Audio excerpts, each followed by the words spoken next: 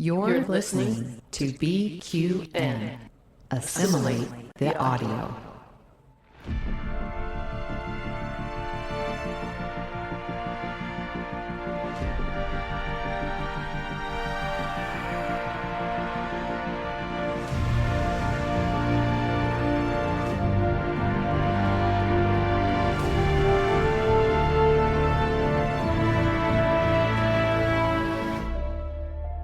Good morning, I'm Chrissie De Clerck-Szilagyi. And I'm Jason Szilagyis with today's Caffeinated History with the Szilagyis on the BQN Podcast Collective. Before we jump into our topic for the day, we'd like to take a moment to thank our BQN Patreon patrons who make our show possible.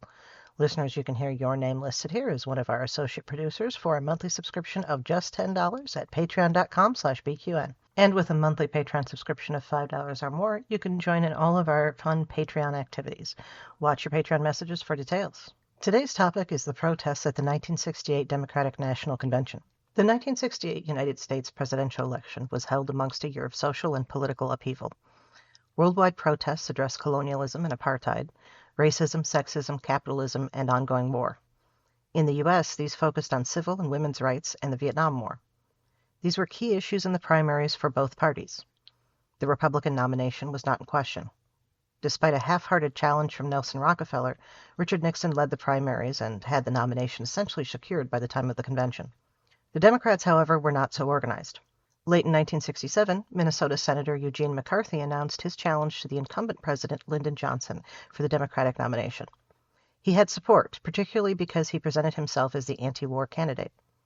Due to this challenge and other issues, President Johnson announced in March of 1968 that he would not be seeking a second term. The vice president, Hubert Humphrey, had not planned to run in this election, but now inherited Johnson's delegates.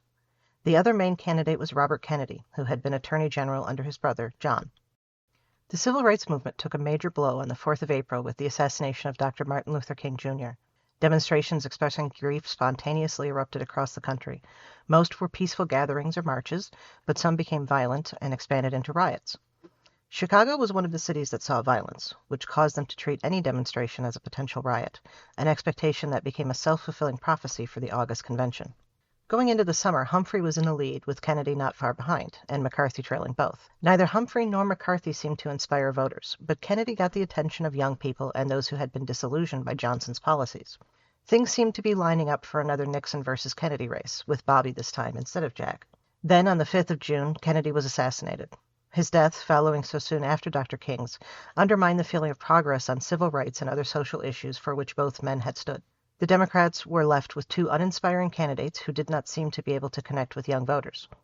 This, combined with a Republican ticket that seemed to be catering to the former Confederacy via Nixon's Southern strategy, created a feeling that electoral politics would not or could not address the real issues of the day.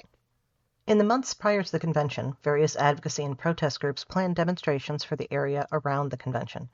Initially, they intended to show the lack of support for Johnson and his handling of Vietnam. After the president announced he was not running, the demonstrators shifted to showing support for the anti-war candidate, McCarthy. Then, when it appeared Bobby Kennedy would win the nomination, some questioned if protesting would be needed at all. After RFK's death, the plan coalesced around forcing an anti-war stance on the Democratic Party platform and/or preventing Humphrey from stealing the nomination. Between the back and forth of the candidates and the way Mayor Daley was expected to react to the demonstrations, some groups decided it was better to avoid Chicago altogether. One group, the Youth International Party, better known as the Yippies, came with a schedule of events that included concerts, training in nonviolent self-defense, beach parties, barbecues, meditation sessions, as well as a field day called the Yippie Olympics. Abby Hoffman, one of the group's founders and leaders, called their schedule a festival of life, opposing it to the convention, which he called a festival of death. The Yippies upstaged everyone, including the Black Panthers, the Students for a Democratic Society, and the Mobilization Committee Against the War, who had been planning protests for at least a year. Violence was not part of the plan for these groups, but the events of the year made it seem likely, particularly in Chicago.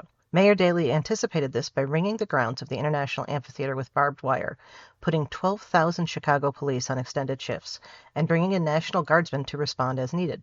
He also ordered that no permits be granted for demonstrations or marches. Though it reduced the overall number of people coming into the city, it did prevent them from expressing themselves in an organized way, likely contributing to the tensions felt between them and the police. Protests began on Friday, 23rd of August, 3 days before the convention started, with a Yippie protest in the plaza near the convention center, in which they held the nomination vote for their presidential candidate, a pig aptly named Pegasus.